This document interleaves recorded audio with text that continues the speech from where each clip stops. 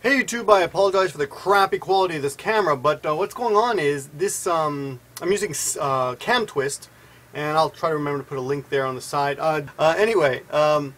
Yeah, I've been using Camtwist, I've been experimenting with it, it's got all these weird effects that you can just do like this, like, whoa, cool, you know?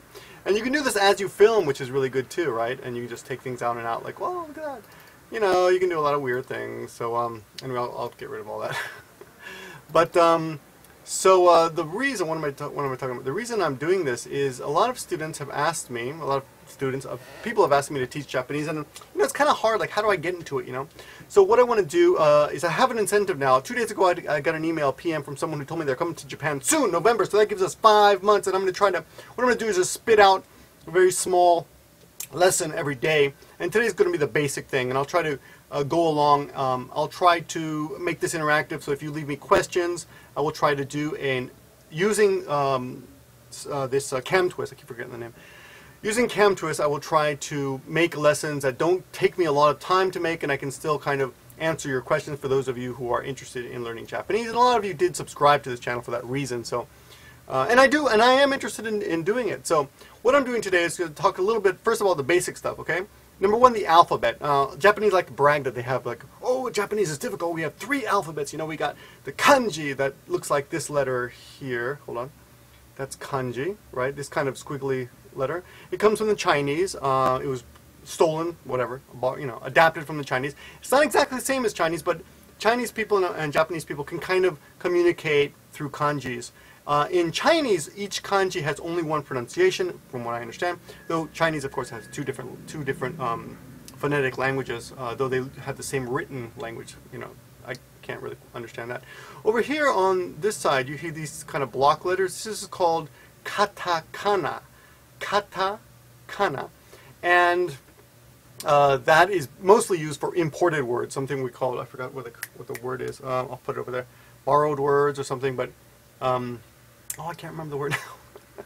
Listen, I'm just gonna make these videos for you guys who are interested, and I'm sure someone will remember and write it in the comments below. So if you remember what those are, those borrowed words. Anyway, Japanese has a lot of foreign words that are borrowed, like teburu, table, you know, things like that. Over here, and they do use the alphabet that we use, and they call it ROMAJI. This actually says over here ROMAJI. And this also says ROMAJI, but you know, in a way that you can read it. The other alphabet. Oh, did you hear that? The other alphabet is Hiragana, and the Hiragana looks like this, right? Hiragana looks like that, and of course it's pronounced Hiragana, right? Okay, that's Hiragana, and Hiragana is used. I think it was originally created by women because it's easy. It's a phonetic alphabet. Unlike the kanji, unlike the kanji, each hiragana has only one pronunciation. Like this first letter here, it's hi. It's like H-I, ra, R-A, ga, G-A, and na, N-A.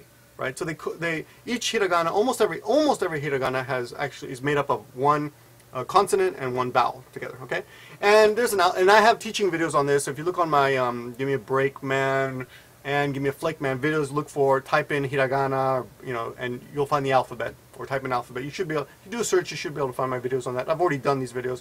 That's for people who want to learn to read, but we're not going to do that today. What we're going to be doing with these kind of videos are just teaching you, so one expression a day. One expression, I'm going to focus on one expression every day, and try to get that into your head, just one expression, okay? I'm getting to that, but first the basic information about language. The other thing was the other alphabet is kanji, which looks like this, right? That's kanji. Now, as you can tell, kanji looks. Hold on, nudge, nudge. Yeah, kanji looks much more difficult. Looks like Chinese, right? Like I said, in Chinese, each kanji, I'm pretty sure, has only one pronunciation. But in Japanese, each kanji can have a couple pronunciations depending on the situation and the combination. So it's a real pain in the neck to learn how to read. I'll give you an example of one really amazing one. This is jo, or ue, or uwa, depending on the situation. This is a very simple kanji right here, right? See this kanji? Very simple looking kanji, right?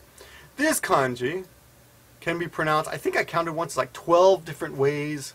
It depends on the situation. It could be noboru, ue, uwa, jo, What else? Agaru, ageru. Got me on the spot here. I don't remember the other ones, but there's a whole bunch of different pronunciations depending on the combination of letters. So it's really complicated. Reading Japanese is really tough. It takes years. I can kind of do it, but you know, it's still a struggle. I mean, I look at the newspaper. I know what they're talking about, and I can read subtitles in movies real quick, which is kind of funny because I'll go to the movie theater and I'll laugh at a scene in a movie, and I'll be reading at the same time, and I'll be thinking, hey, that's not funny.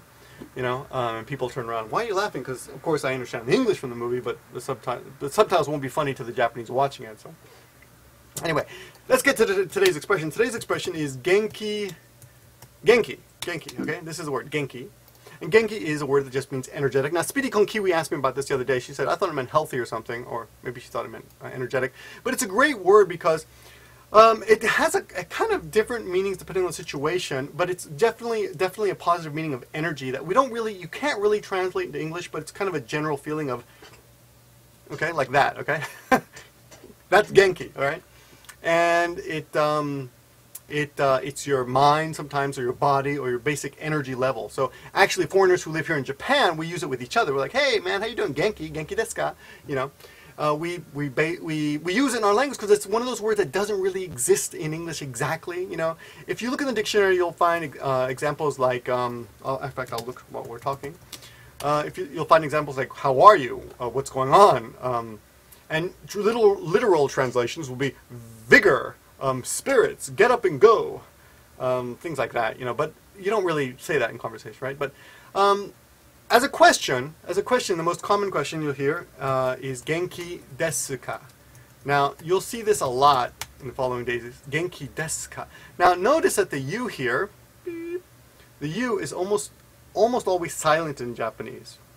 Desu ka. But because of the hiragana, the way things are spelled, su, the hiragana letter su is made up of consonant and vowel, so desu ka.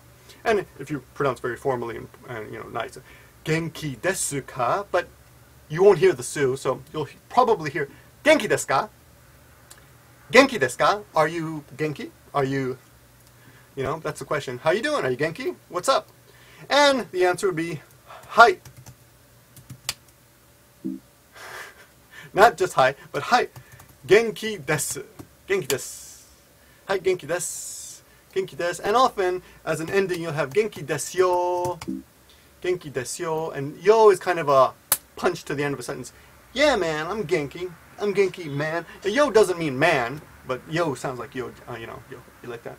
Yo does sound like man, but it's not really man. It's more like it's just like kind of an emphasis ending, right, to the word. You know. So you hear yo anyway. You hear yo at the end of many sentences. Genki desu yo.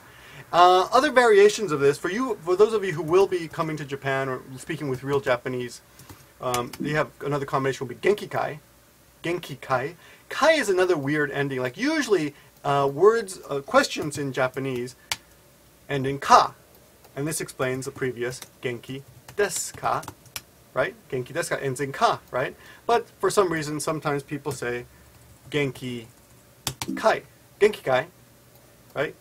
And sometimes you'll even hear the question, just Genki. Genki. How you doing, man? You okay? You Genki? You Genki?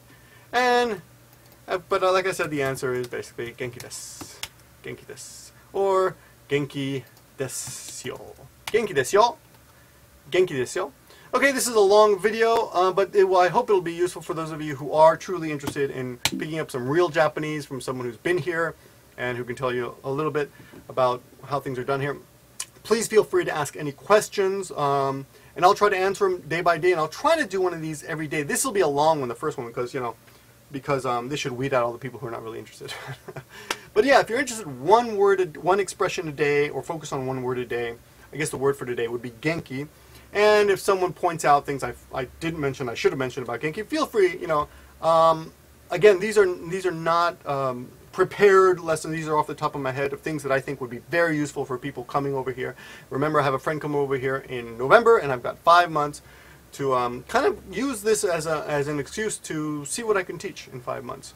I'm sure it won't be all up to me. You'll have to put in some work too if you really want to study. But let's see what we can learn in the next 5 months. I hope you join me. Thanks for watching. I'll talk to you later.